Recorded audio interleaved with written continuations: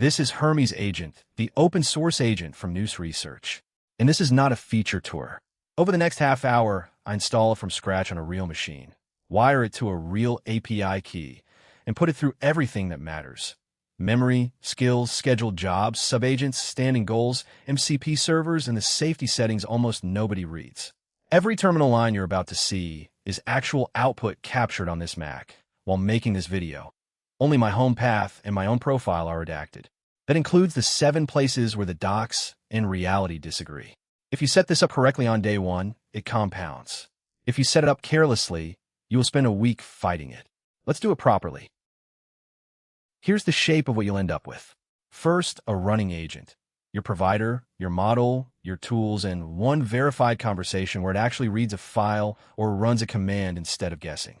Second, an agent that remembers.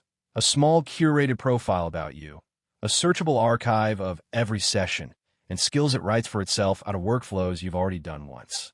And third, an agent that works when you're not there, cron jobs that deliver into your chat app, subagents running in parallel, and standing goals it keeps shipping at until a judge model agrees it's finished. 3 layers. You add them in that order, and you don't skip ahead. Before anything gets installed, there's one decision to make, and it's about where this thing lives. A dedicated, always-on box is the nicest answer. A Mac Mini, a studio, a small Linux machine in a closet. A rented virtual server costs a few dollars a month and never sleeps. An old laptop you wipe and leave plugged in is genuinely fine and completely free. And you can just run it on your everyday computer, which is what most people do to try it out. What actually matters isn't the hardware. It's uptime. A scheduled job cannot fire on a machine that's asleep, and a chat bot can't answer from a closed lid. If you're using your daily driver, use the Docker backend so the agent isn't loose in your home directory. Chapter 1. Installation. This is the easy part, and it's worth understanding exactly what the installer does to your machine before you run it. One command. It's a shell script you pipe to bash, and I want to be honest about that pattern. Download it to a file and read it first. It's about 3,000 lines, and it's readable. What it actually does is generous. It installs UV and a private Python 3.11, Node 22, ripgrep, and ffmpeg, so the only thing you need beforehand is Git. It clones the repository into a hidden folder in your home directory, builds a virtual environment, hash verifies every dependency against a lock file, pulls Node packages for browser automation, downloads a Chromium engine, and drops a launcher on your path. On this machine, from nothing to a working command, it took about 4 minutes. Everything it creates lives under one folder, and knowing this folder is most of what understanding your setup means. Your secrets go in a .env file with lockdown permissions. Your non-secret settings go in config.yaml, which is safe to read out loud on a stream. Your skills sit in a skills directory. As plain markdown, you can open in any editor. Sessions, message history, and the full-text search index live in a single SQLite database. And the agent's own source code sits right there too, as an ordinary Git checkout you can read when you want to know how something really works. Back up that one folder, and you've backed up your entire agent. There are 4 flags worth knowing. Skip setup stops the installer from launching an interactive wizard, which I recommend because configuring by explicit commands means you can replay it, script it, and put it in a runbook. Non-interactive guarantees, it never blocks waiting for a key press. Include Desktop also builds the native desktop app, which pulls down about 114 megabytes of Electron, so skip that one on a server. And No Skills gives you an empty catalog if you want to start from nothing rather than 78 bundled skills. I used the first 3. 4 minutes later, version 0.19, Python 3.11, ready. Chapter 2. Choosing your model. This is the single most important step in the entire setup, and it's where I hit the first 2 real traps. You have 4 routes.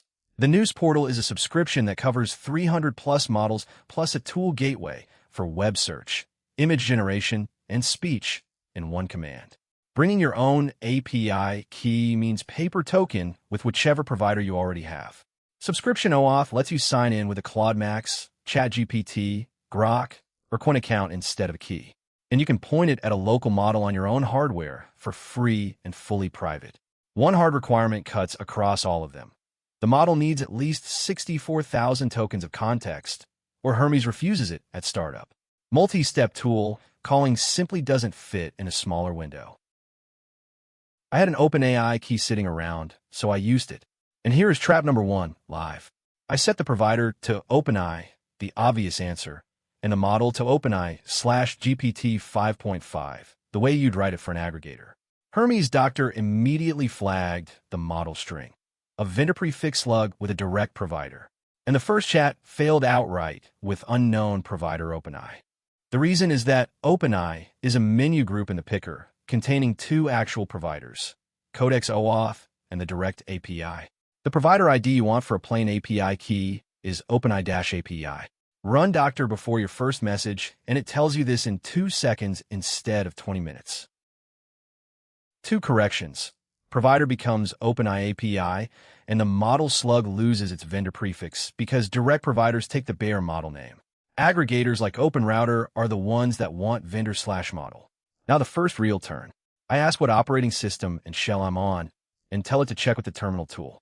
It runs a command, reads the output, and answers correctly. macOS 26.5, ZSH 5.9, ARM64. 7 seconds. That distinction, it ran something instead of guessing, is the whole product. And here's the rule that saves the most time. If a plain chat doesn't work, stop. Don't add cron, skills, or chatbots on top of a broken foundation. One detail about configuration that's easy to appreciate. Hermes splits secrets from settings automatically. You type Hermes config set for everything, API keys, model names, terminal backends, and it decides which file each value belongs in. Keys land in the .env file at permissions 600. Everything else lands in config.yaml. That means you can share your config, diff it, put it in version control, and screenshot it without ever leaking a credential. And Hermes status prints your keys masked, so it's safe to run on camera, which is exactly what I'm doing right now. Chapter 3. The command line interface. This is where you'll spend most of your time, and it rewards about 10 minutes of learning. Type Hermes, and you get a banner. Don't skim it. It's an inventory. It lists every tool set that loaded and every skill category available, then summarizes 28 tools, 79 skills. It shows your model, and it shows your working directory, because the agent is scoped to wherever you launched it. This banner is your first debugging tool. If you expected browser automation and it isn't listed, it didn't load, and no amount of prompting will make the agent use it. Check the banner, fix the config, then talk to it. I've watched people argue with an agent for 10 minutes about a tool that was never enabled. Above the input line, there's a status bar that updates live, and it's the most useful single line in the app. Model name. Tokens used against your context window. A fill bar that runs green, yellow, orange, then red past 95%. Estimated session cost. Elapsed time. A compression counter appears the first time your history gets summarized, and a background task counter shows when side jobs are still running. And if auto-approve mode is on, a warning badge sits there so you can't forget.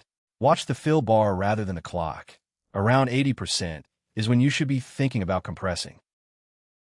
Slash commands.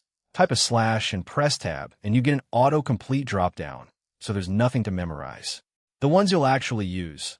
Help, model to switch models mid-session, compress to summarize history and free up context, background to fire a prompt into a separate side session while you keep working, and title to name the session, so you can find it again tomorrow. And here's the nice part. Every installed skill automatically becomes a slash command too. On a stock install, that's 79 extra commands you didn't have to configure. A few keys change how it feels. While the agent is working, typing a message and hitting enter doesn't queue it. By default, it redirects the turn in flight, keeping the work already done. Control-C interrupts, twice within 2 seconds exits. Control-G opens your current prompt in your real editor, which is the correct way to write anything longer than a paragraph. Alt-Enter or Control-J gives you a new line in any terminal. And Control-Z suspends the whole thing to the background like any Unix process. If you'd rather your messages wait their turn, /busy queue. If you'd rather nudge without interrupting, /busy steer. Nothing you do is lost. Every session, CLI, desktop, chat platform, cron run, is written to that SQLite database with its title, workspace, timestamps, and full history. Listing them shows what I've been doing minutes earlier. Hermes -- continue drops you back into the most recent one with the entire conversation restored. The agent sees every previous message and tool call as if you'd never left. You can also resume by session ID or by title, which is the argument for naming sessions with /title on day one, because 40 sessions called untitled is a filing system that helps nobody. Chapter 4. Tools. What this thing can actually reach out and touch. Tools are grouped into tool sets you switch on and off, and here's the real list on my install. Terminal and processes, file operations, memory, delegation, cron, web search, browser automation, code execution, vision, image generation, speech, video analysis, Spotify, and Home Assistant are off by default. The important design decision is that this is configured per surface. Your command line can have a full shell while your Telegram bot gets only web search and memory. Same agent, different blast radius, depending on where the message came from. And there's a quiet second benefit. Fewer tools means a smaller system prompt on every single turn. Turning off what you don't use is both safer and cheaper. Then there's the question of where those commands run. Local means your machine, with your permissions, which is fine when you trust the work. Docker runs everything inside one persistent container, so installed packages and files carry across calls, but nothing touches your host. SSH pushes execution to another machine entirely, which is the classic way to keep an agent away from its own source code.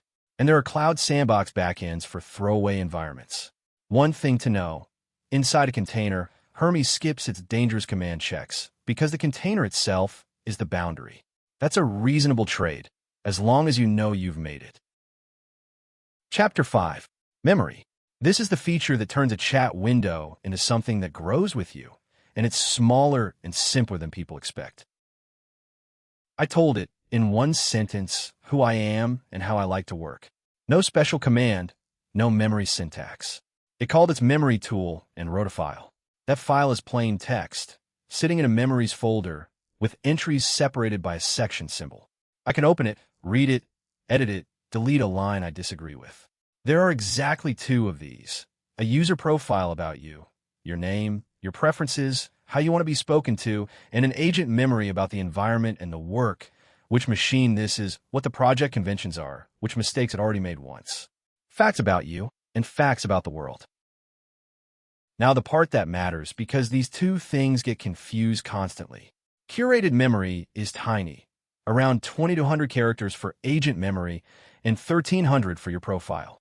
That's deliberate. It's injected into the system prompt on every single turn, so it costs tokens continuously, which means it should only hold facts that are always true. Session search is the opposite, unlimited, stored in a SQLite full text index, and completely free until something actually queries it. One more detail that trips people up. Memory is a frozen snapshot taken when the session starts. A write lands on disk immediately, but doesn't appear in the prompt until next session. Here's session search doing its job. Brand new session, no shared context. I asked it to find what we said earlier about my operating system. It runs a full text query against the database, finds the session from a few minutes prior, and quotes the exact sentence back. Verbatim, not a summary, because there's no model in that loop. It's reading the actual stored messages.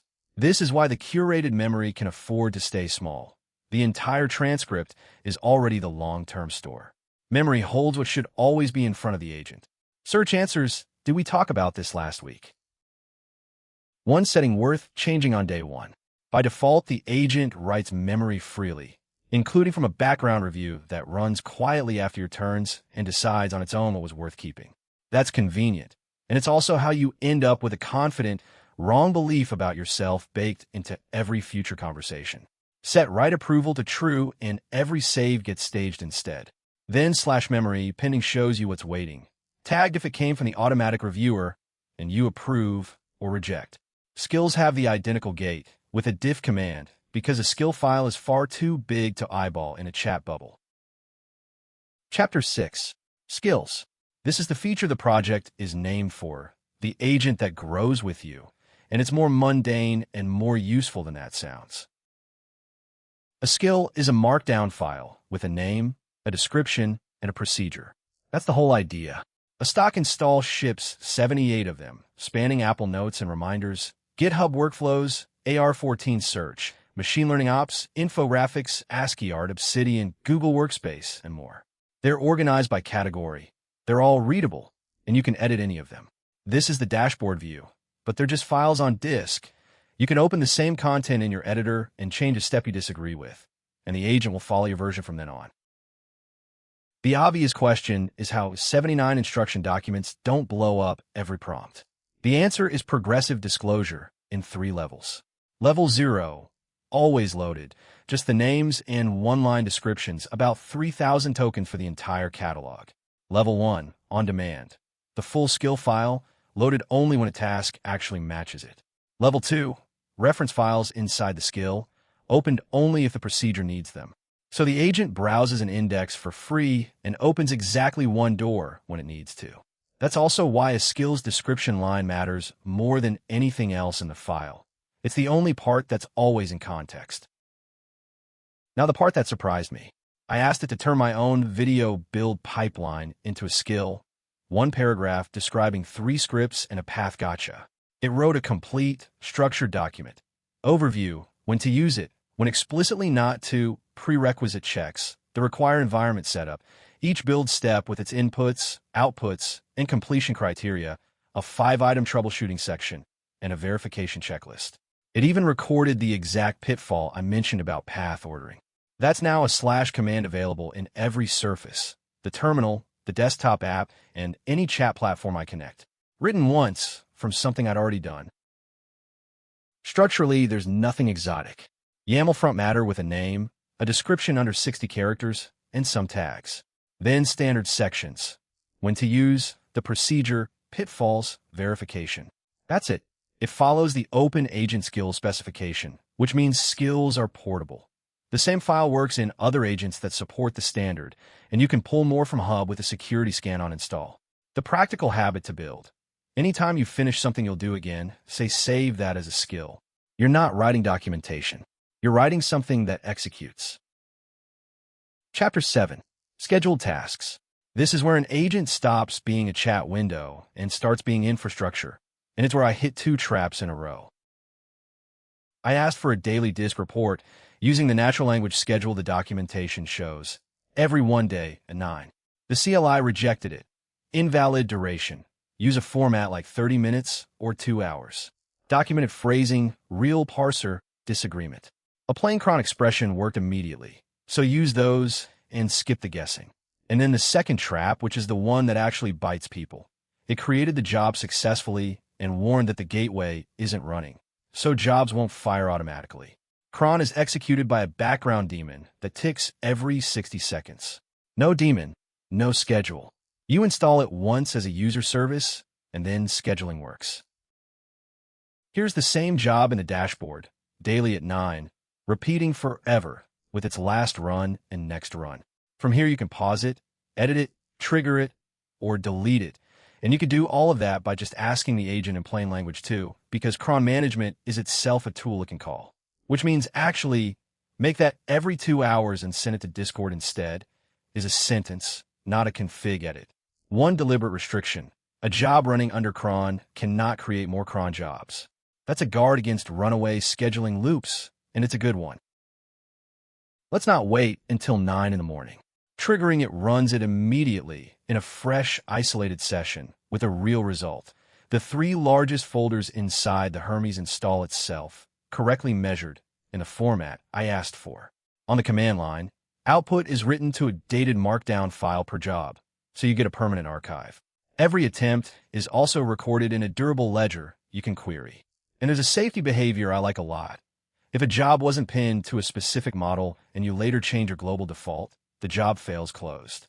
It skips the run and alerts you rather than silently spending money on a provider you didn't intend. Delivery is the other half. A job can write locally, replying to the chat that created it, or push to a named channel, Telegram, Discord, Slack, Matrix, email, SMS. You can fan out to every configured channel at once, and that gets resolved when the job fires. So a job you wrote last month automatically picks up the platform you connected yesterday. This is the classic morning briefing pattern. Research overnight. Deliver at 7 a.m. into the app you already have open. One prerequisite people forget: set a home channel, or the agent has nowhere to send anything you didn't explicitly ask for. Chapter 8. Going wide. 2 features that let one agent do more than one thing at a time.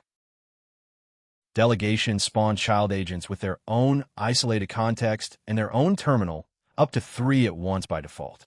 I gave it a batch of 2. Count and summarize some scripts, and inventory a set of directories. Both ran in parallel. Both came back correct, 25 seconds total. Only the summaries entered my conversation, which is the actual point. A subagent can read 40 files and cost me 3 sentences of context. But there's a rule you have to internalize. Subagents start completely blank. They know nothing about your conversation. Whatever isn't in the goal and context fields does not exist for them, and a vague delegation gets you a confidently wrong summary. Then there's the goal loop, and this one I want to be precise about. You set a standing objective. After each turn, a judge model reads the agent's response and decides: done, or keep going.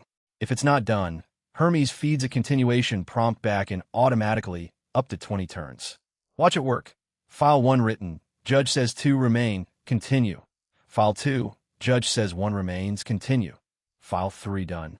3 turns, 1 instruction, 0 times I typed keep going. Now the trap. This does nothing in single query mode. I ran the same goal with a -C flag and got exactly 1 turn and no loop. The loop needs an interactive session or chat platform. The failure mode of a standing goal is a vague objective because the judge can only check what you told it to want. So there's a completion contract. What outcome must be true, what command or artifact proves it, what must not regress, which files are in scope, and under what condition it should stop and come ask you. With a contract set, the judge only says done when it sees concrete evidence. A test result, a file, a command output, instead of the agent claiming success. You don't have to write it yourself. /goal draft turns 1 sentence into a full contract, and you tighten the fields. Chapter 9. Reaching outward. Tool servers and chat platforms. MCP is the standard protocol for plugging external tool servers into an agent. Adding one is a single command. Give it a name and how to launch it. I connected a file system server scoped to one project directory. It launched, negotiated, and reported 14 tools: read, write, edit, directory tree, search, metadata. I approved them, and the next session's banner told the truth. 28 tools became 42, 1 MCP server. That count is your proof it actually loaded. There's also a small vetted catalog for one-click installs and per server tool filtering, which matters. A server you only half trust should not get all of its tools enabled by default. Here's the dashboard view of the same thing. Your configured servers with their tool counts and a curated catalog underneath with setup notes shown before you install anything. The reason MCP matters for a personal agent is reach. Anything with an MCP server, your issue tracker, your database, your design tool, your 3D software, your note system, becomes a set of tools this agent can call without anyone writing a native integration. And because it's a protocol rather than a plugin format, the ecosystem isn't controlled by any one vendor. The other direction outward is messaging. Hermes ships a gateway that puts the same agent on Telegram, Discord, Slack, WhatsApp, Signal, Matrix, Teams, email, SMS, and a dozen more. 31 channel integrations in total. This is the setup page. Pick a platform, paste a token or skin a code, restart the gateway. That's how you get an agent on your phone without building an app. And this is exactly where you must slow down, because a chatbot with a shell on your machine is a serious thing to expose. Use per platform allow lists or pairing codes. Never turn on allow all users with the terminal toolset enabled. Ever. Chapter 10. For front ends, one agent. This is the thing people find most surprising. Everything I did in this video, I did in a terminal. Then I launched the desktop app for the first time, and it opened on all of it. 7 sessions in the sidebar, each with the title for my terminal work. The cron job I created, listed at the bottom. Same config, same key, same memory, same skills. It isn't a separate product or a lightweight clone. It's the same agent core with a native interface on top. Start something in the terminal, finish it in the window, resume it on your phone through Telegram. There's exactly one agent and 4 ways to reach it. In the app, you get streaming responses with tool activity collapsed into a single readable line, a file browser, drag-and-drop attachments, a preview pane, and voice. And you get real settings panes, providers, models, tools, MCP servers, cron jobs, and skills, so you never have to edit YAML unless you want to. This is the model pane, your main model, the 11 auxiliary tasks that quietly run alongside it, and the agent mixture. There's a 4th surface too, a web dashboard in your browser, which is what most of the screens in this video are. Same panes, same state, and it's how you administer a Hermes running on a server somewhere else.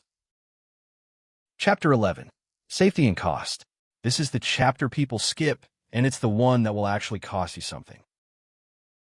Hermes checks every command against a list of dangerous patterns. Recursive deletes, disk writes, SQL drops, piping curl into a shell. So I tested it. I told it to recursively delete a directory, and it just did it. No prompt. Gone. That's not a bug, and it's important to understand why. Approvals default to smart mode, where helper model judges whether a flag command is genuinely dangerous in context. A scope delete of a temp folder got judged low risk and auto-approved. So I switched the mode to manual and ran the identical command. Dangerous command dialog. For choices, allow once, allow this session, allow this permanently, or deny. I denied. Directory still there. So, 3 modes. Smart keeps you in flow and is genuinely good at triage, but it makes a judgment call on your behalf.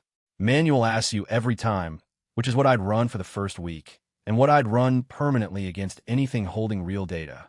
Off disables checking entirely, which is only reasonable inside a throwaway container.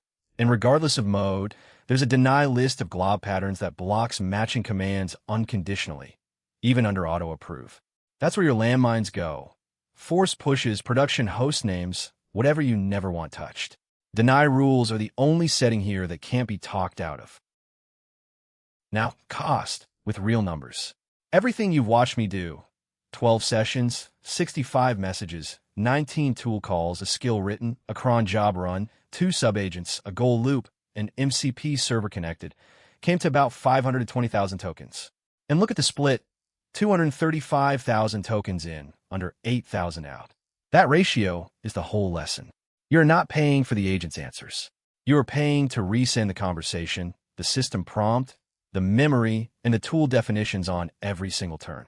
Context is the bill, which gives you 4 levers. Don't switch models mid-conversation. Provider caches are keyed to the model, so a switch means the entire history is reread at full price. If you want a different model, start a new session. Compress before you're forced to. Delegate anything that requires reading a lot, so only the summary comes back. And when there are 12 similar operations to do, ask for a script instead of 12 tool calls. Underneath, all 4. Keep your system prompt stable. Same context files, same memory, same model equals cache hits, and cache hits are the cheapest tokens you'll ever buy. So where does this actually fit? It's genuinely good at recurring work with a delivery target, the report that lands in your chat every morning. It's good at long, unattended jobs where a goal and some subagents can grind while you're asleep. It's good at anything that needs your actual machine, your files, your shell, your local tools. And it's very good at workflows you repeat because it writes the skill once and then it's a / command forever. Where it isn't the answer, one-off questions a normal chat window handles fine. Anything irreversible and anything holding credentials you can't rotate. The honest rule is simple. If you can't verify the result, don't automate it yet. That's the foundation. Install it, wire up one key, and get one plain conversation working before you add anything else. Then give it one real job you actually do every week, one cron, one skill, one delivery channel. Let it write the skill. Approve the memory. Watch the token split. And when that job runs by itself for a week without your attention, add the second one. That's how this compounds. And it's why the setup you do today matters more than any prompt you'll write tomorrow. Everything I showed you is in the docs. All of it is open source, and it took one afternoon. Go build something.